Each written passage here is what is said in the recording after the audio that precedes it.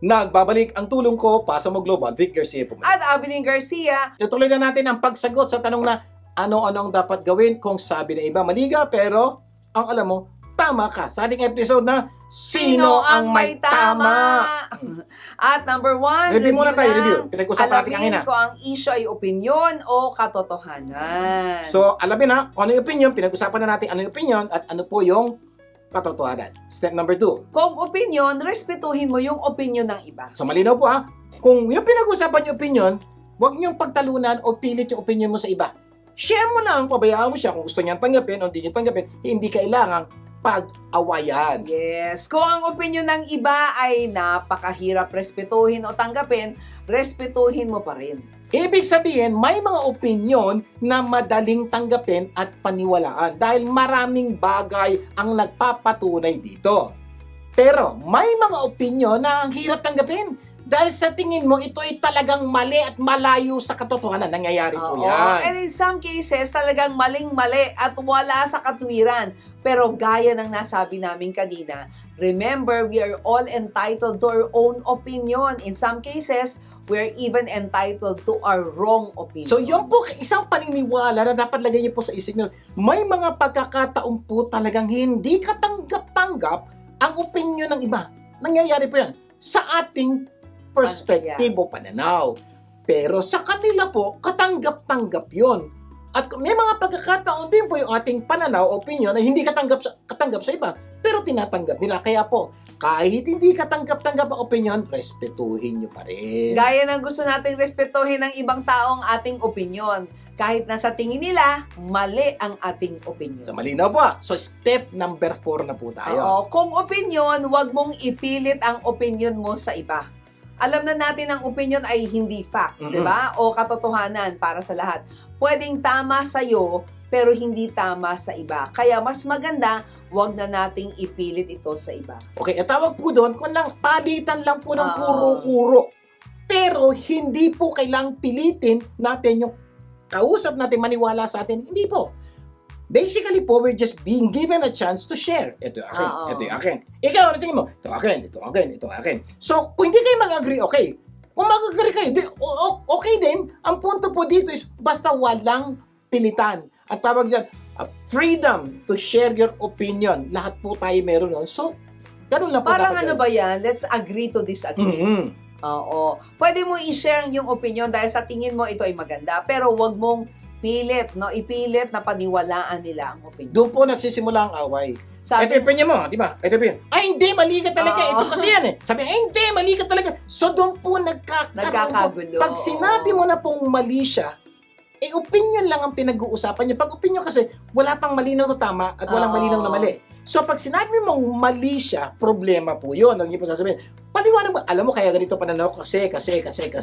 Ikaw, ba't ganyan pananaw mo? Kasi. Ay, mali ka talaga.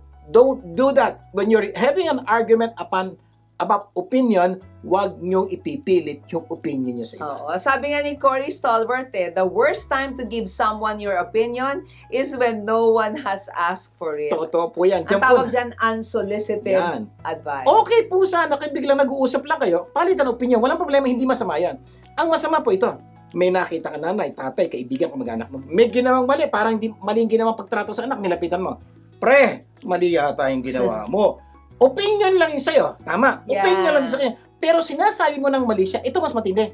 Hindi ka naman tinatanong Yun! ba't ka nagsasalita. Doon po kuminsan nagsisimula ang isa pang matinding away. Ang tawag sa'yo ay, alam mo, Nako, nakikialam. Ano? mas maganda to, Ano? pakialamero at pakialamera.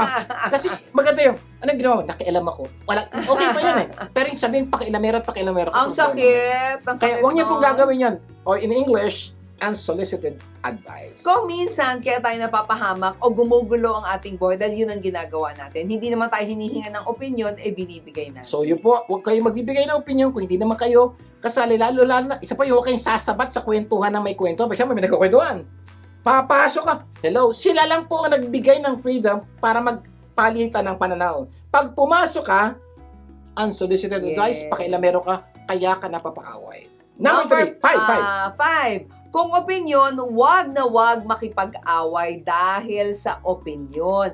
Pwedeng pag-usapan natin ang ating mga opinyon at magbigay ng dahilan bakit ganun ang ating opinyon at sana magkasundo tayo sa iisang opinyon. Pero wag na wag pakikipag-away. So, malinaw po yan, ha? So, wala pong masama sa argumento. Example, di ba, may mga contest, debate. Okay lang, mag-debate kayo, pero walang away. Yes. Pero nakapanood na ho ba kayo ng debate, pero nag-away? Mali po yun. Sana wag nyo rin pong gawin. Kumisan po, nangyayari din po sa atin yan.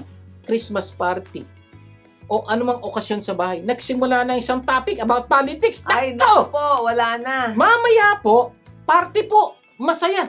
Abag galit na sa isa't isa, Yung nag-aaway na. birthday, yung anumang wala na, hindi na ganun kasaya. Ano po ang sekreto nito? Hindi po natin ginawa yung sinabi namin kanina. Respetuhin natin yung pananaw niya. Kahit tingin natin mali yung pananaw niya. Bakit? O pananaw niya po, opinion niya po yun.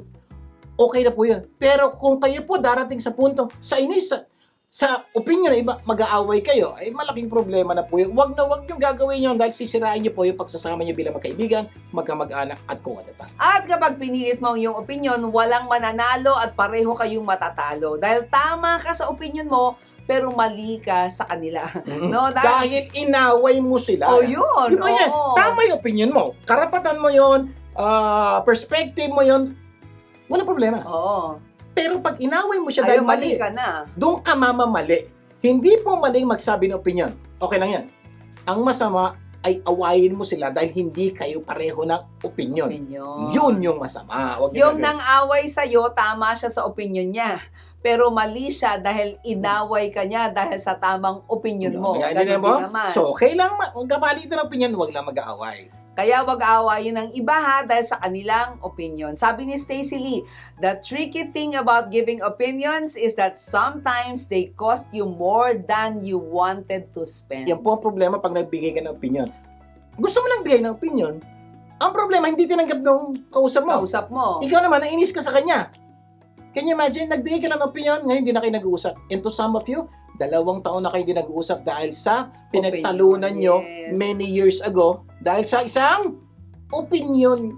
Sabi ni Pierce Anthony, one day you'll discover that the opinions of worthless people are worthless. May mga tao talagang may opinion sa lahat ng bagay. Halos lahat ng bagay pinakikialaman kahit wala naman siyang kinalaman. Pag may kilala po kayong ganyan, huwag nyo na po siyang pansinin. Pabayaan mo na siya magsalita, pero huwag ka nang sumagot. Gugulo lang. Meron pa si Murray, sabi niya, it's hard to win an argument with a smart person, but it's damn near impossible to win an argument with a stupid person. So, ingat. Pag, may mga, alam mo, hindi pa tatalo eh.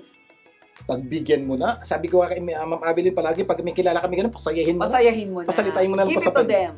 Kaya wag makipag-away o ubusin ang iyong kaalaman dahil lang sa opinion. Mamaya, itutuloy pa po natin ang ating usapan kung anong dapat gawin. Kung sabi ng iba mali ka, pero alam mo, tama ka. Magbabalik pa ang tulong ko para sa mga global. Huwag bibitiw. Tulong ko, asa mo, gaganda.